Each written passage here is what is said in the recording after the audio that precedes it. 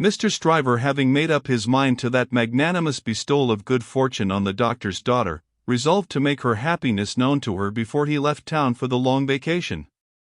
After some mental debating of the point, he came to the conclusion that it would be as well to get all the preliminaries done with, and they could then arrange at their leisure whether he should give her his hand a week or two before Michaelmas term, or in the little Christmas vacation between it and Hilary. As to the strength of his case, he had not a doubt about it, but clearly saw his way to the verdict. Argued with the jury on substantial worldly grounds, the only grounds ever worth taking into account, it was a plain case, and had not a weak spot in it. He called himself for the plaintiff. There was no getting over his evidence. The counsel for the defendant threw up his brief, and the jury did not even turn to consider. After trying it, Stryver, C.J., was satisfied that no plainer case could be. Accordingly, Mr. Stryver inaugurated the long vacation with a formal proposal to take Miss Manette to Vauxhall Gardens, that failing, to Ranelagh, that unaccountably failing too, it behoved him to present himself in Soho, and there declare his noble mind. Towards Soho, therefore, Mr. Stryver shouldered his way from the Temple, while the bloom of the long vacation's infancy was still upon it. Anybody who had seen him projecting himself into Soho while he was yet on St. Dunstan's side of Temple Bar, bursting in his full-blown way along the pavement, to the jostlement of all weaker people, might have seen how safe and strong he was. His way taking him past Tellson's, and he both banking at Tellson's and knowing Mr. Lorry as the intimate friend of the Manettes, it entered Mr. Stryver's mind to enter the bank, and reveal to Mr. Lorry the brightness of the Soho horizon. So, he pushed open the door with the weak rattle in its throat, stumbled down the 2 steps, got past the 2 ancient cashiers, and shouldered himself into the musty back closet where Mr. Lorry sat at great books ruled for figures, with perpendicular iron bars to his window as if that were ruled for figures too, and everything under the clouds were his sum. "Hullo," said Mr. Stryver. "How do you do? I hope you are well." It was Stryver's grand peculiarity that he always seemed too big for any place or space. He was so much too big for Tellson's, that old clerks in distant corners looked up with looks of remonstrance, as though he squeezed them against the wall. The house itself, magnificently reading the paper quite in the far-off perspective, lowered displeased, as if the Stryver head had been butted into its responsible waistcoat. The discreet Mr. Lorry said, in a sample tone of the voice he would recommend under the circumstances, "How do you do, Mr. Stryver?" "How do you do, sir," and shook hands. There was a peculiarity in his manner of shaking hands, always to be seen in any clerk at Tellson's who shook hands with a customer when the house pervaded the air. He shook in a self-abnegating way, as one who shook for Tellson and company. "Can I do anything for you, Mr. Stryver?" asked Mr. Lorry, in his business character. "Why, no, thank you. This is a private visit to yourself, Mr. Lorry. I have come for a private word." "Oh, indeed," said Mr. Lorry, bending down his ear, while his eye strayed to the house afar off. "I am going," said Mr. Stryver, leaning his arms confidentially on the desk, whereupon, although it was a large double one, there appeared to be not half desk enough for him. "I am going to make an offer of myself in marriage to your agreeable little friend, Miss Manette, Mr. Lorry." "Oh dear me," cried Mr. Lorry, rubbing his chin, and looking at his visitor dubiously. "Oh dear me, sir," repeated Stryver, drawing back. "Oh dear you, sir? What may your meaning be, Mr. Lorry?" "My meaning," answered the man of business, "is, of course, friendly and appreciative, and that it does you the greatest credit, and, in short, my meaning is everything you could desire. But really, you know, Mr. Stryver," Mr. Lorry paused, and shook his head at him in the oddest manner, as if he were compelled against his will to add, internally, "you know there really is so much too much of you." "Well," said Stryver, slapping the desk with his contentious hand, opening his eyes wider, and taking a long breath, "if I understand you, Mr. Lorry, I'll be hanged." Mr. Lorry adjusted his little wig at both ears as a means towards that end, and bit the feather of a pen. "D—n it all, sir," said Stryver, staring at him, "am I not eligible?" "Oh dear, yes.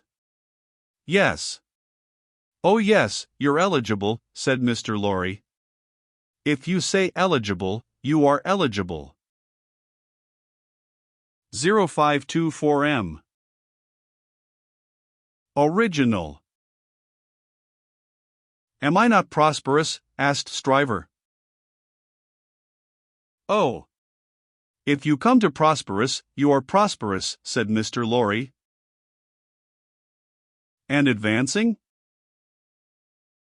"If you come to advancing, you know," said Mr. Lorry, delighted to be able to make another admission, "nobody can doubt that." "Then what on earth is your meaning, Mr. Lorry?" demanded Stryver, perceptibly crestfallen. "Well, were you going there now?" asked Mr. Lorry. "Straight," said Stryver, with a plump of his fist on the desk. "Then I think I wouldn't, if I was you." "Why," said Stryver. "Now, I'll put you in a corner," forensically shaking a forefinger at him. "You are a man of business and bound to have a reason. State your reason. Why wouldn't you go?" "Because," said Mr. Lorry, "I wouldn't go on such an object without having some cause to believe that I should succeed." "D—n me," cried Stryver, "but this beats everything." Mr. Lorry glanced at the distant house, and glanced at the angry Stryver. "Here's a man of business, a man of years, a man of experience, in a bank," said Stryver, "and having summed up 3 leading reasons for complete success, he says there's no reason at all. Says it with his head on." Mr. Stryver remarked upon the peculiarity as if it would have been infinitely less remarkable if he had said it with his head off. "When I speak of success, I speak of success with the young lady, and when I speak of causes and reasons to make success probable, I speak of causes and reasons that will tell us such with the young lady." "The young lady, my good sir," said Mr. Lorry, mildly tapping the Stryver arm, "the young lady. The young lady goes before all." "Then you mean to tell me, Mr. Lorry," said Stryver, squaring his elbows, "that it is your deliberate opinion that the young lady at present in question is a mincing fool?" "Not exactly so. I mean to tell you, Mr. Stryver," said Mr. Lorry, reddening, "that I will hear no disrespectful word of that young lady from any lips, and that if I knew any man, which I hope I do not, whose taste was so coarse, and whose temper was so overbearing, that he could not restrain himself from speaking disrespectfully of that young lady at this desk, not even Tellson's should prevent my giving him a piece of my mind." The necessity of being angry in a suppressed tone had put Mr. Stryver's blood vessels into a dangerous state when it was his turn to be angry. Mr. Lorry's veins, methodical as their courses could usually be, were in no better state now it was his turn. "That is what I mean to tell you, sir," said Mr. Lorry. "Pray let there be no mistake about it." Mr. Stryver sucked the end of a ruler for a little while, and then stood hitting a tune out of his teeth with it, which probably gave him the toothache. He broke the awkward silence by saying, "This is something new to me, Mr. Lorry. You deliberately advise me not to go up to Soho and offer myself, Stryver of the King's Bench Bar? Do you ask me for my advice, Mr. Stryver?" "Yes, I do." "Very good. Then I give it, and you have repeated it correctly."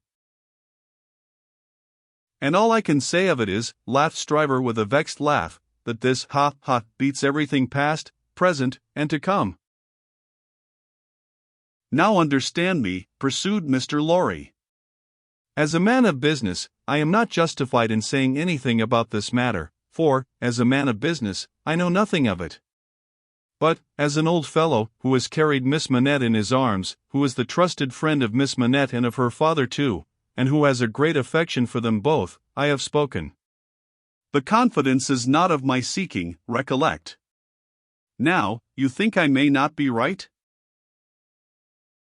Not I, said Stryver, whistling. I can't undertake to find third parties in common sense, I can only find it for myself. I suppose sense in certain quarters, you suppose mincing bread and butter nonsense. It's new to me, but you are right, I dare say. What I suppose, Mr. Stryver, I claim to characterize for myself, and understand me, sir, said Mr. Lorry, quickly flushing again, I will not even at Tellson's, have it characterized for me by any gentleman breathing. There. I beg your pardon, said Stryver. Granted. Thank you. Well, Mr. Stryver, I was about to say, it might be painful to you to find yourself mistaken, it might be painful to Dr. Manette to have the task of being explicit with you, it might be very painful to Miss Manette to have the task of being explicit with you. You know the terms upon which I have the honor and happiness to stand with the family.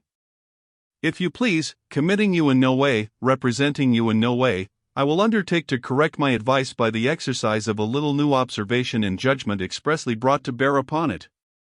If you should then be dissatisfied with it, you can but test its soundness for yourself. If, on the other hand, you should be satisfied with it, and it should be what it now is, it may spare all sides what is best spared. What do you say? How long would you keep me in town? Oh. It is only a question of a few hours. I could go to Soho in the evening, and come to your chambers afterwards.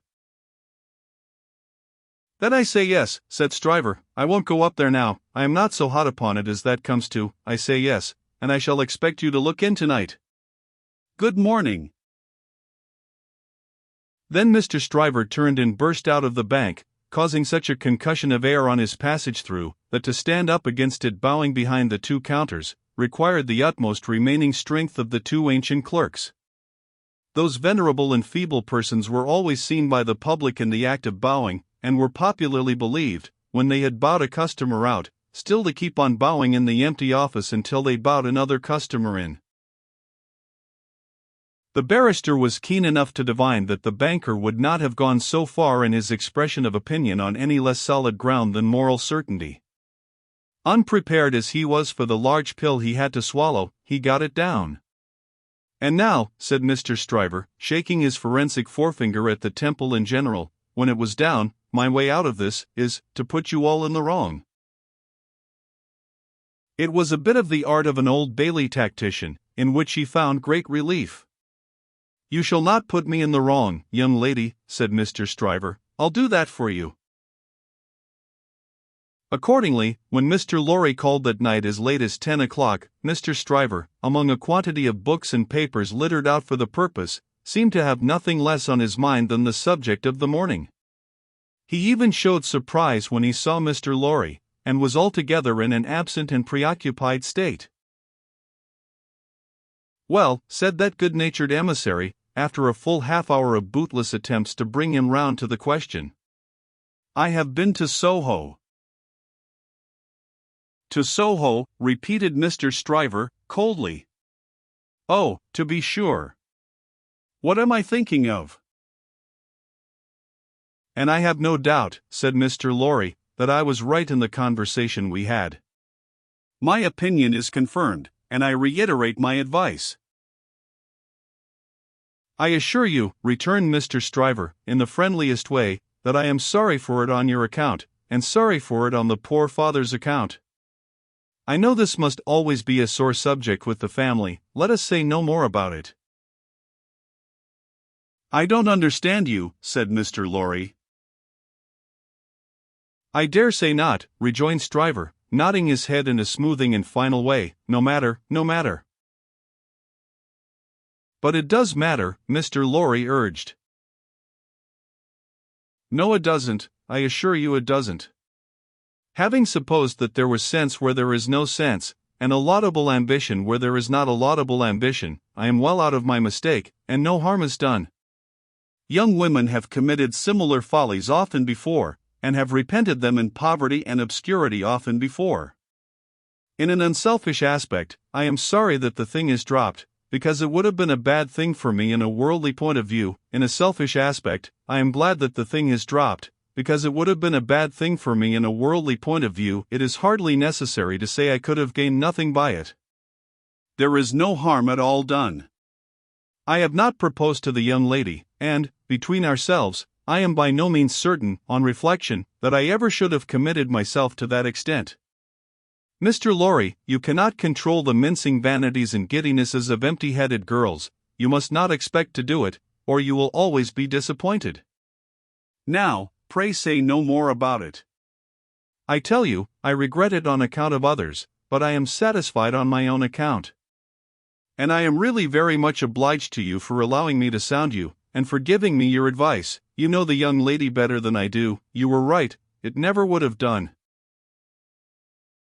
Mr. Lorry was so taken aback that he looked quite stupidly at Mr. Stryver shouldering him towards the door, with an appearance of showering generosity, forbearance, and goodwill on his erring head. Make the best of it, my dear sir, said Stryver. Say no more about it. Thank you again for allowing me to sound you. Good night. Mr. Lorry was out in the night, before he knew where he was. Mr. Stryver was lying back on his sofa, winking at his ceiling.